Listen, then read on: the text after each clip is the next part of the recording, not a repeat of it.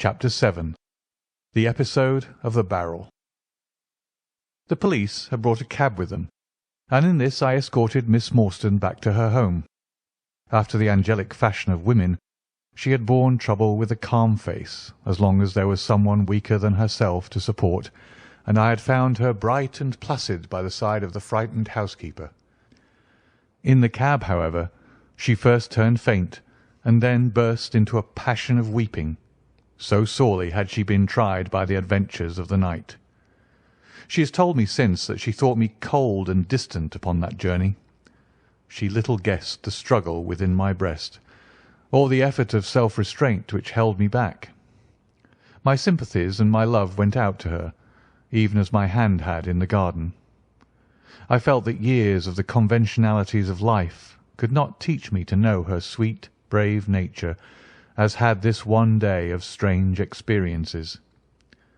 Yet there were two thoughts which sealed the words of affection upon my lips.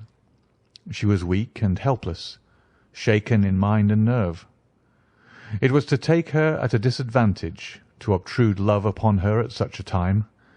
Worse still, she was rich. If Holmes's researches were successful, she would be an heiress. Was it fair, was it honourable, that a half-pay surgeon should take such advantage of an intimacy which chance had brought about? Might she not look upon me as a mere vulgar fortune-seeker? I could not bear to risk that such a thought should cross her mind. This Agra treasure intervened like an impassable barrier between us. It was nearly 2 o'clock when we reached Mrs. Cecil Forrester's. The servants had retired hours ago, but Mrs. Forrester had been so interested by the strange message which Miss Morstan had received that she had sat up in the hope of her return. She opened the door herself, a middle-aged, graceful woman, and it gave me joy to see how tenderly her arm stole around the other's waist, and how motherly was the voice in which she greeted her. She was clearly no mere paid dependent, but an honoured friend. I was introduced, and Mrs. Forrester earnestly begged me to step in and tell her our adventures. I explained, however, the importance of my errand, and promised faithfully to call and report any progress which we might make with the case. As we drove away, I stole a glance back, and I still seemed to see that little group on the step, the two graceful, clinging figures, the half-open door, the hall light shining through stained glass, the barometer, and the bright stair-rods. It was soothing to catch even that passing glimpse of a tranquil English home in the midst of the wild, dark business which had absorbed us. The more I thought of what had happened, the wilder and darker it grew. I reviewed the whole extraordinary sequence of events as I rattled on through the silent gaslit streets. There was the original problem. That at least was pretty clear now. The death of Captain Morstan, the sending of the pearls, the advertisement, the letter. We had only light upon all those events. They had only led us, however, to a deeper and far more tragic mystery. The Indian treasure, the curious plan found among Morstan's baggage, the strange scene at Major Sholto's death, the rediscovery of the treasure immediately followed by the murder of the discoverer, the very singular accompaniments to the crime, the footsteps, the remarkable weapons, the words upon the card corresponding with those upon Captain Morstan's chart. Here was indeed a labyrinth in which a man less singularly endowed than my fellow lodger might well despair of ever finding the clue.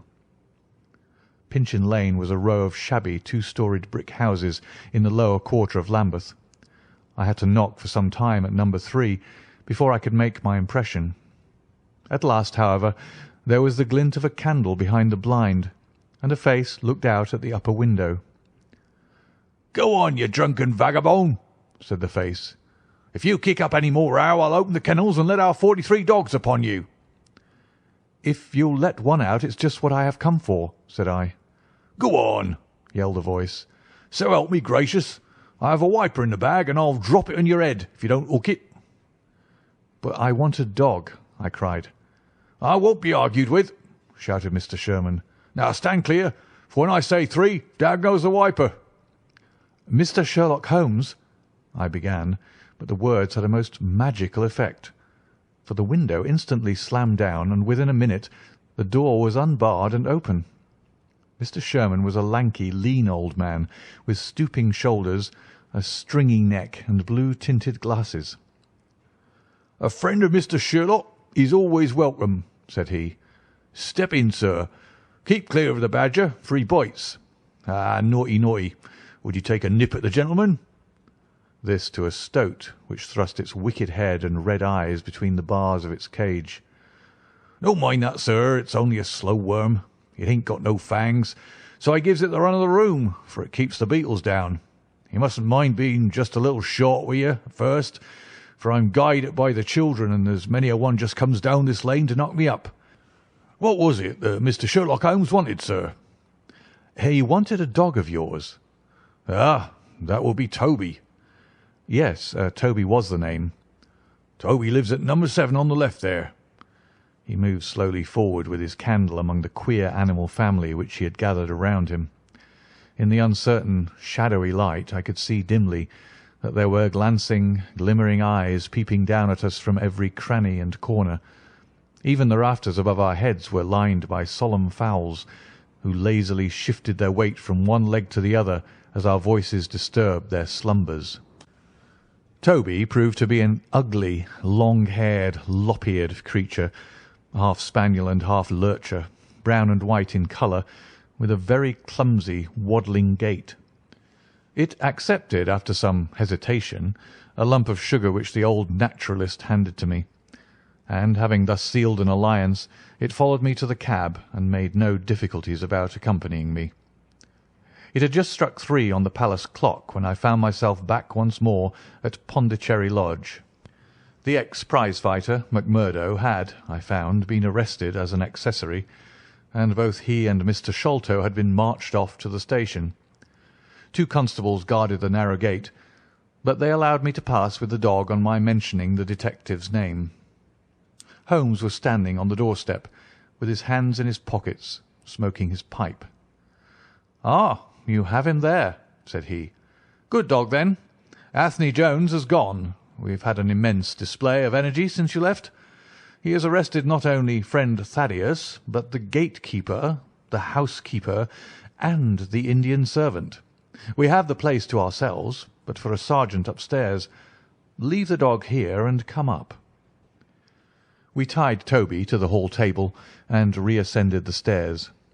The room was as he had left it, save that a sheet had been draped over the central figure. A weary-looking police sergeant reclined in the corner. "Lend me your bull's-eye, sergeant," said my companion.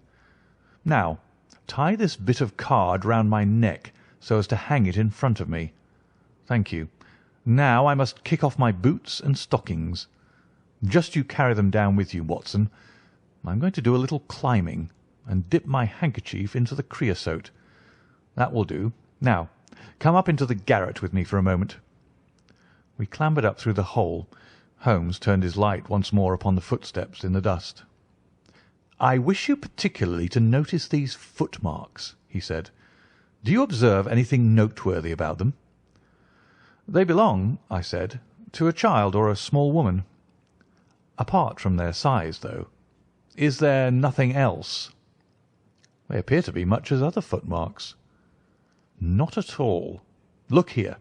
This is the print of right foot in the dust. Now I make one with my naked foot beside it. What is the chief difference?" "Your toes are all cramped together. The other print has each toe distinctly divided." "Quite so. That is the point. Bear that in mind. Now, would you kindly step over to that flap window and smell the edge of the woodwork? I shall stay here, as I have this handkerchief in my hand." I did as he directed, and was instantly conscious of a strong tarry smell. That is where he put his foot in getting out. If you can trace him, I should think that Toby will have no difficulty. Now run downstairs, loose the dog, and look out for Blondin. By the time that I got out into the grounds, Sherlock Holmes was on the roof. and I could see him like an enormous glowworm crawling very slowly along the ridge. I lost sight of him behind a stack of chimneys, but he presently reappeared and then vanished once more upon the opposite side. When I made my way round there, I found him seated at one of the corner eaves. "That's you, Watson," he cried. "Yes." "This is the place. What is that black thing down there?" "A water barrel." "Top on it?" "Yes." "No sign of a ladder?" "No." "Confound the fellow! It's a most breakneck place. I ought to be able to come down where he could climb up. The water pipe feels pretty firm. Here goes, anyhow." There was a scuffling of feet, and the lantern began to come steadily down the side of the wall. Then with a light spring he came on to the barrel, and from there to the earth. "It was easy to follow him," he said, drawing on his stockings and boots. "Tiles were loosened the whole way along, and in his hurry he had dropped this. It confirms my diagnosis, as you doctors express it." The object which he held up to me was a small pocket or pouch woven out of coloured grasses, and with a few tawdry beads strung around it. In shape and size it was not unlike a cigarette case. Inside were half a dozen spines of dark wood, sharp at one end and rounded at the other, like that which had struck Bartholomew Sholto. "They are hellish things," said he. "Look out that you don't prick yourself. I'm delighted to have them, for the chances are that they are all he has. There is the less fear of you or me finding one in our skin before long. I would sooner face a Martini bullet myself. Are you game for a 6-mile trudge, Watson?" "Certainly," I answered. "Your leg will stand it?" "Oh, yes." "Here you are, doggy. Good old Toby. Smell it, Toby, smell it." He pushed a creosote handkerchief under the dog's nose, while the creature stood with its fluffy legs separated, and with a most comical cock to its head, like a connoisseur sniffing the bouquet of a famous vintage. Holmes then threw the handkerchief to a distance, fastened a stout cord to the mongrel's collar, and led him to the foot of the water barrel. The creature instantly broke into a succession of high, tremulous yelps, and, with his nose on the ground and his tail in the air, pattered off upon the trail at a pace which strained his leash and kept us at the top of our speed. The east had been gradually whitening, and we could now see some distance in the cold grey light. The square, massive house, with its black, empty windows and high, bare walls, towered up sad and forlorn behind us. Our course led right across the grounds, in and out among the trenches and pits with which they were scarred and intersected. The whole place, with its scattered dirt heaps and ill-grown shrubs, had a blighted, ill-omened look which harmonized with the black tragedy which hung over it. On reaching the boundary wall, Toby ran along, whining eagerly underneath its shadow, and stopped finally in a corner screened by a young beech. Where the two walls joined, several bricks had been loosened, and the crevices left were worn down and rounded upon the lower side, as though they had frequently been used as a ladder.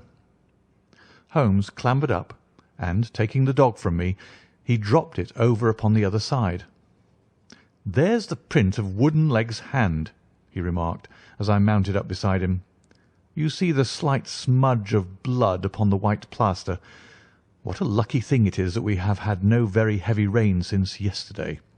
The scent will lie upon the road in spite of their 28 hours' start." I confess that I had my doubts myself when I reflected upon the great traffic which had passed along the London road in the interval. My fears were soon appeased, however. Toby never hesitated or swerved, but waddled on in his peculiar rolling fashion. Clearly the pungent smell of the creosote rose high above all other contending scents. "Do not imagine," said Holmes, "that I depend for my success in this case upon the mere chance of one of these fellows having put his foot in the chemical. I have knowledge now which would enable me to trace them in many different ways. This, however, is the readiest, and, since fortune has put it into our hands, I should be culpable if I neglected it. It has, however, prevented the case from becoming the pretty little intellectual problem which it at one time promised to be. There might have been some credit to be gained out of it, but for this too palpable clue. "There is credit and to spare," said I.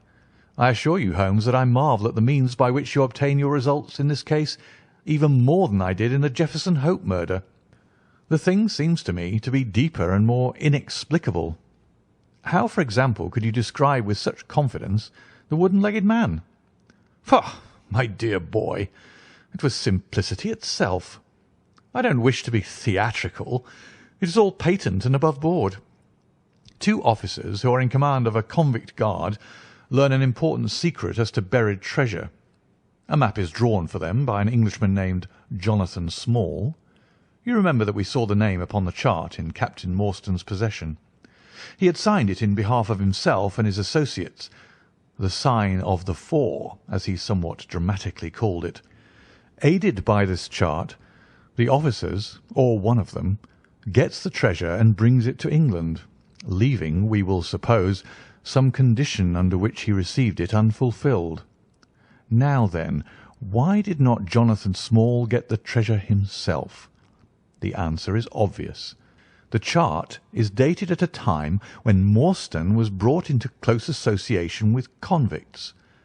Jonathan Small did not get the treasure because he and his associates were themselves convicts and could not get away.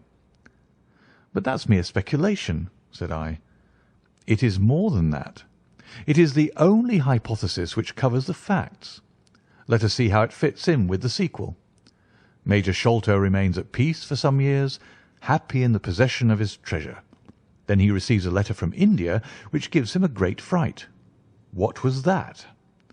A letter to say that the men whom he had wronged had been set free, or had escaped. That is much more likely, for he would have known what their term of imprisonment was. It would not have been a surprise to him. What does he do then? He guards himself against a wooden-legged man, a white man, mark you, for he mistakes a white tradesman for him and actually fires a pistol at him. Now only one white man's name is on the chart. The others are Hindus or Mohammedans. There is no other white man.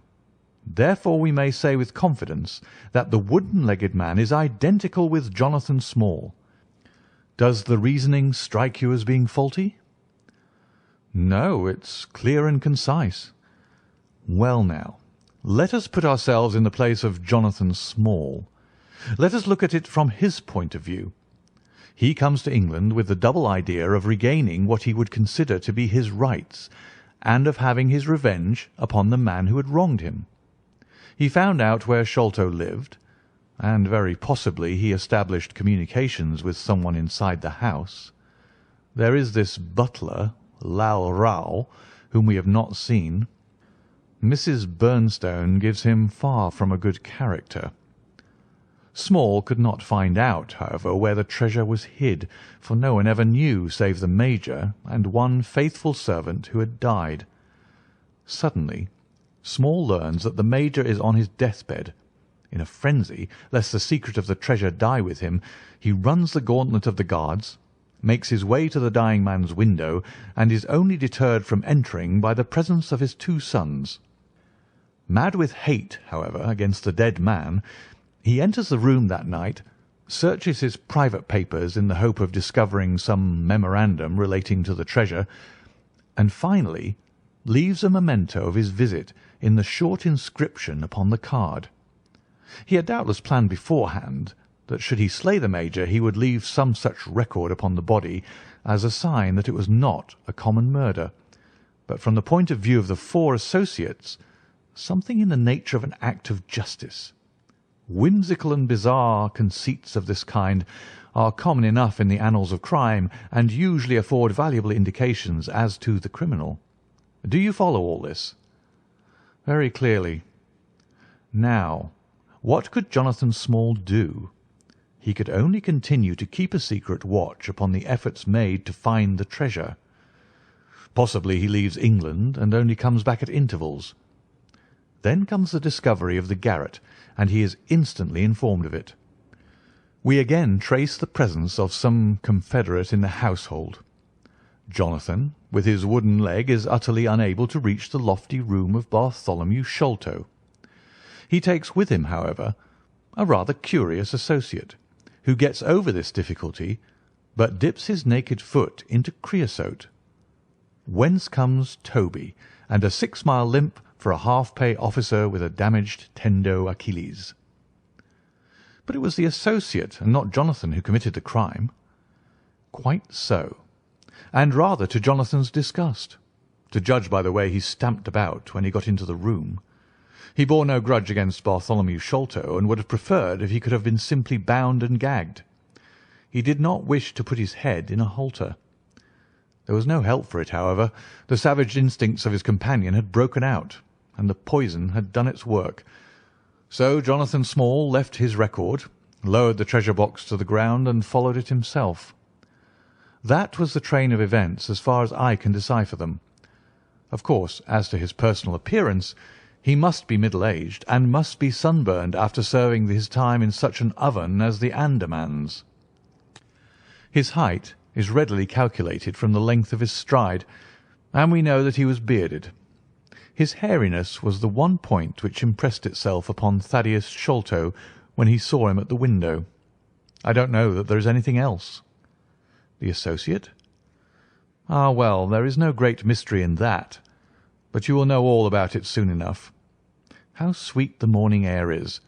See how that one little cloud floats like a pink feather from some gigantic flamingo. Now the red rim of the sun pushes itself over the London cloud bank.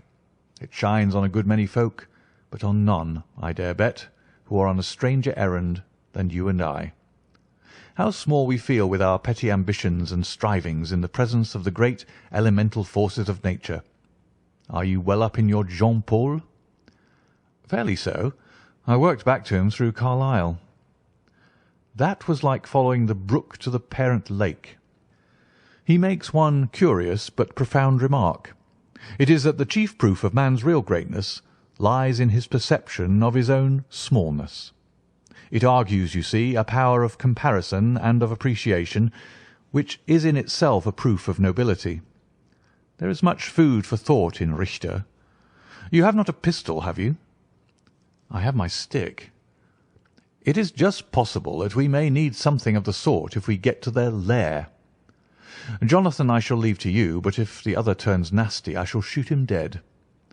He took out his revolver as he spoke, and having loaded 2 of the chambers, he put it back into the right-hand pocket of his jacket. We had during this time been following the guidance of Toby down the half-rural villa-lined roads which lead to the metropolis. Now, however, we were beginning to come among continuous streets, where labourers and dockmen were already astir, and slatternly women were taking down shutters and brushing doorsteps. At the square-topped corner public houses business was just beginning, and rough-looking men were emerging, rubbing their sleeves across their beards after their morning wet.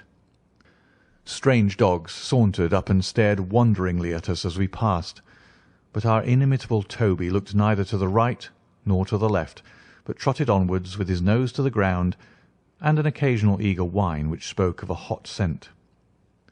We had traversed Streatham, Brixton, Camberwell, and now found ourselves in Kennington Lane, having borne away through the side streets to the east of the Oval. The men whom we pursued seemed to have taken a curiously zigzag road, with the idea probably of escaping observation. They had never kept to the main road if a parallel side street would serve their turn. At the foot of Kennington Lane they had edged away to the left through Bond Street and Miles Street. Where the latter street turns into Knight's Place, Toby ceased to advance, but began to run backwards and forwards, with one ear cocked and the other drooping, the very picture of canine indecision. Then he waddled round in circles, looking up to us from time to time as if asking for sympathy in his embarrassment.